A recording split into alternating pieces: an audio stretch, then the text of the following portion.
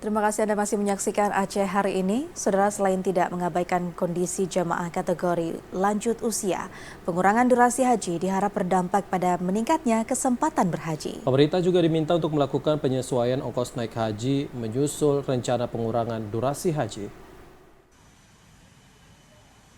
Saran agar pemerintah mempertimbangkan keberadaan jemaah lanjut usia ini disampaikan Ketua Ikatan Persaudaraan Haji Indonesia atau IPHI Aceh Besar menanggapi kebijakan pengurangan durasi pelaksanaan ibadah haji.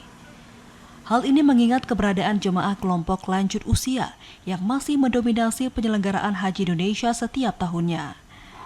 Pengurangan durasi diharap tidak berdampak buruk pada kondisi kesehatan jemaah lanjut usia yang mulai lemah baik secara fisik maupun kesehatan. Jemaah kategori ini dinilai membutuhkan layanan ekstra yang dapat dipastikan juga berdampak pada waktu layanan.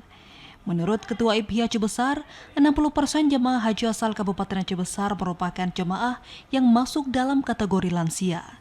Kondisi serupa juga hampir terjadi di seluruh jemaah asal kabupaten kota di Indonesia akibat waktu tunggu serta alasan lainnya. Yang haji ini kan bukan hanya orang muda, bukan hanya pejabat, tapi haji ini cara menyeluruh termasuk orang lansia. Kemarin kita melihat itu 60% itu yang berangkat ke haji itu lansia.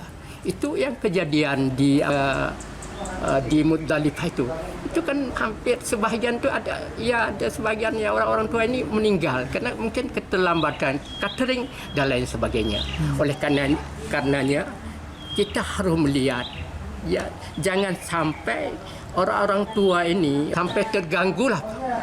Oleh karenanya dalam hal ini pemerintah harus berpikir bagaimana cara haji ini dia seimbang. Selain mempertimbangkan kelompok lansia, pemerintah juga diharap melakukan penyesuaian ONH seiring kebijakan pengurangan durasi haji.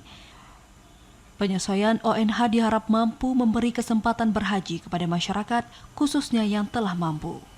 Dari Aceh Besar, Arman Konadi, TVRI Aceh melaporkan.